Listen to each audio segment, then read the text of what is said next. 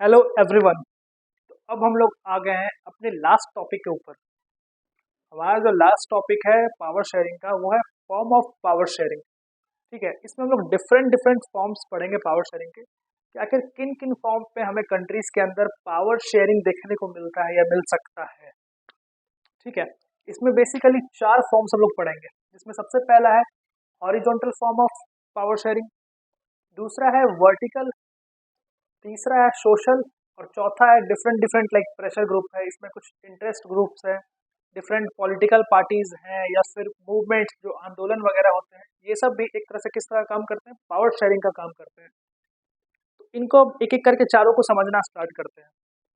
तो देखो, हॉरिजॉन्टल और वर्टिकल, पहले क्या होता था ना कि बचपन में हमको जब पढ़ते थे मैथ्स, तो हमको हॉरिजॉन्टल और वर्टिकल में काफ़ी डिफरेंस होता था, मतलब काफ़ी हमको समझने में दिक्कत होता था, डिफरेंस नहीं दिक्कत होता था।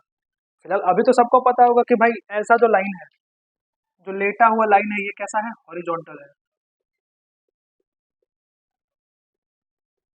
और जो ऐसा लंबा लाइन है वो क्या है, वर्टिकल है। क्या है ये, वर्टिकल है।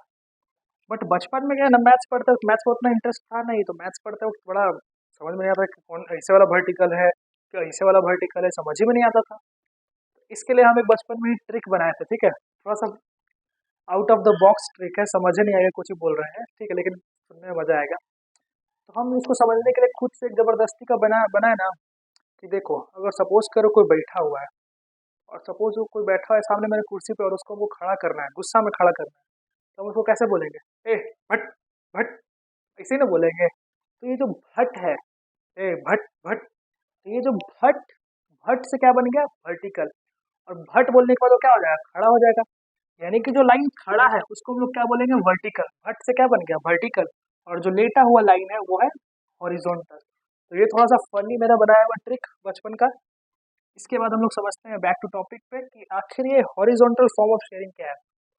Horizontal form of sharing basically organs of government के लिए यूज किया जाता है। अब हमको पता है कि ऑर्गन के सॉरी गवर्नमेंट के तीन ऑर्गन्स होते हैं। जो हमारी गवर्नमेंट है उसके तीन ऑर्गन्स होते हैं।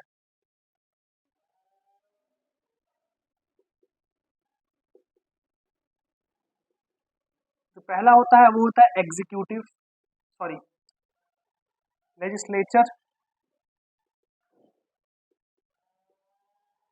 Executive, judiciary. Legislature, executive, judiciary. Basically इनका काम क्या होता है, लेजिस्लेचर जो होता है वो लॉ बनाता है, एग्जीक्यूटिव लॉ को इम्प्लीमेंट करता है, जुडिशियरी, जुडिशियरी क्या करता है, जो उस लॉ को तोड़ता है उसको पनिश करता है। इनको हॉरिजॉन्टल इसलिए बोला गया है क्योंकि हॉरिजॉन्टल क्या है, लेटा हुआ लाइन है। ये देखो, एक तीनों तीनों सेम लेवल पे है। तीनों जो है लेजिस्लेटिव, एग्जीक्यूटिव, जुडिशियरी, तीनों सेम लेवल पे है। तीनों के पास पावर अलग अलग है, बट तीनों का लेवल क्या है, सेम है। तीनों डिफरेंट डिफरेंट लेवल, मतलब तीनों का क्या है, पावर्स अलग अलग भले ही है, बट तीनों का लेवल क्या है, सेम है। इनका काम भले ही अलग है, बट इनको पावर्स क्या मिला है, इक्वल पावर मिला है। जैसे लेजिस्लेचर है, वो एग्जीक्यूटिव को चेक करेगा कि हमारे द्वारा बनाया गया लॉ वो ठीक से इम्प्लीमेंट कर रहा है कि नहीं। जो लेजिस्लेचर है वो जुडिशरी को चेक करेगा कि भाई जो हमारे हिसाब से जो उसके लिए पनिशमेंट ड्रॉ किया था, कहीं उसमें कुछ ये दिक्कत, मतलब कुछ कटाई तो नहीं कर दे रहे हैं। उसी तरह एग्जीक्यूटिव चेक करेगा लेजिस्लेचर को, जुडिशियरी को, और उसी तरह जुडिशरी भी चेक करेगा एग्जीक्यूटिव को और लेजिस्लेचर को। इस तरह से इनके बीच में पावर का जो डिवीजन है वो बैलेंस रहता है। क्या रहता है, बैलेंस ऑफ पावर। क्योंकि तीनों को तो इक्वल पावर मिला है ना, तो यहाँ पे पावर क्या बना हुआ है, बैलेंस।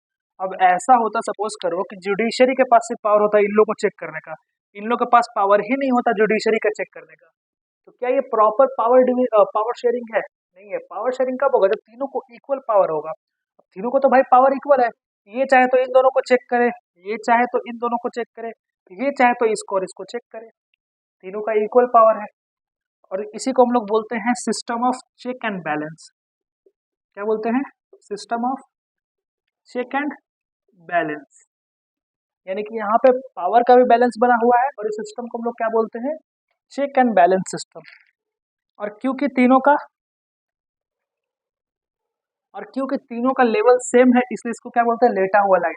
यानी कि हॉरिजॉन्टल लाइन, क्या बोलेंगे, हॉरिजॉन्टल लाइन। तीनों का सेम है, किसी का पावर ज़्यादा कम नहीं है, तीनों इक्वल पावर शेयर कर रहे हैं। तो ये हो गया पहला हम लोग का हॉरिजॉन्टल पावर शेयरिंग, इसमें ऑर्गन्स ऑफ गवर्नमेंट आते हैं। अब आगे आते हैं हम लोग vertical power sharing. Vertical power sharing के अंदर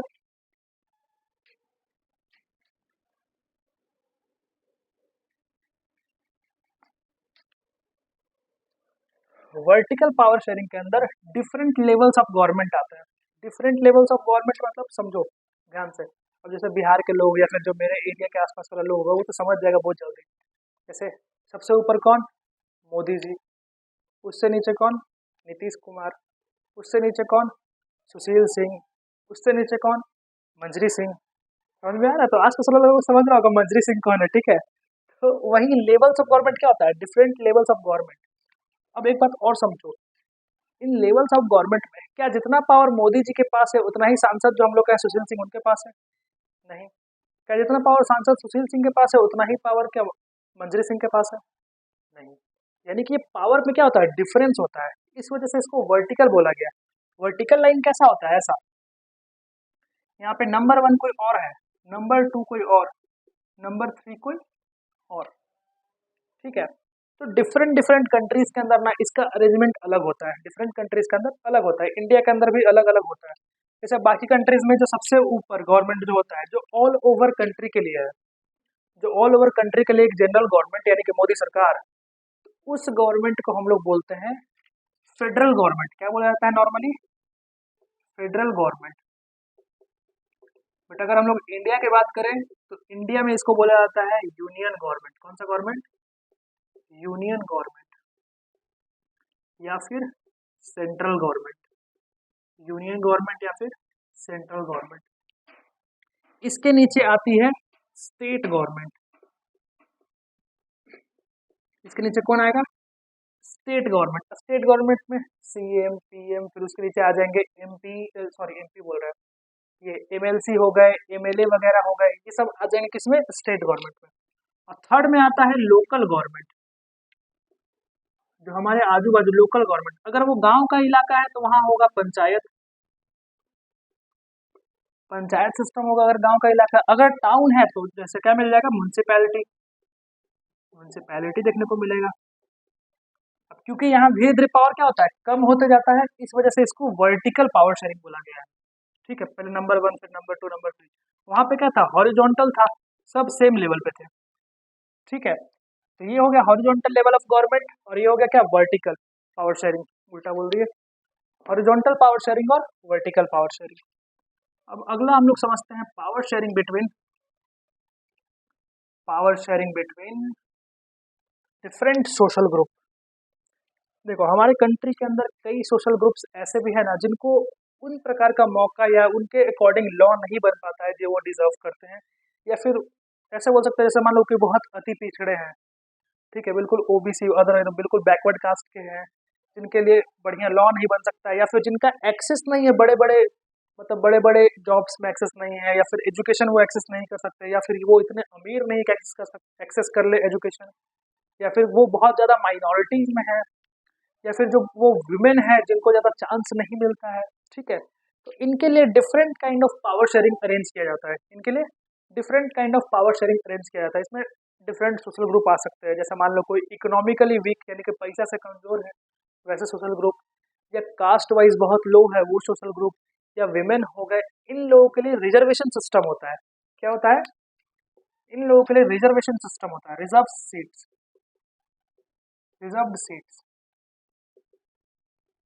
ठीक है। तो वैसे सोशल ग्रुप के बीच में भी पावर शेयरिंग का ये अच्छा मेथड है, बिकॉज इसका रीज़न ये है, सोशल ग्रुप को डायरेक्टली रिजर्व करने का सीट, उनको उतना एक्सेस नहीं है, उनके पास उतना पावर नहीं है, उनके पास उतना एजुकेशन, उतना इकोनॉमिकली हेल्दी लोग नहीं है कि वो compete कर सके समाज के बाकी लोगों के साथ। इस वजह इस वजह से इस वजह से भी क्या होता है, सोशल ग्रुप में पावर शेयरिंग होता है।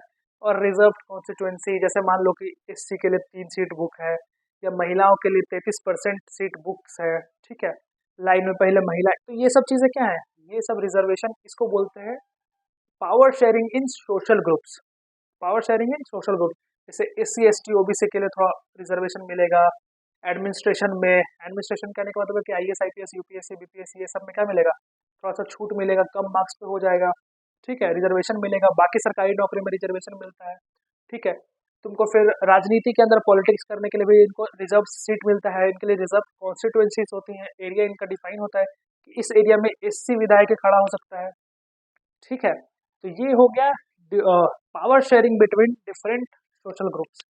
एट लास्ट हम लोग बात करेंगे प्रेशर ग्रुप के बारे में, इंटरेस्ट ग्रुप के बारे में और मूवमेंट्स वगैरह हो गया।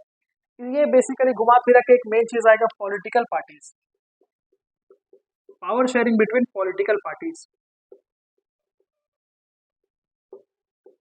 अब ये पॉलिटिकल पार्टीज में पावर शेयरिंग कैसे हो सकता है, इसको समझने का हम लोग थोड़ा सा ये क्या उसको बोलते हैं ये प्रयास करते हैं, ठीक है।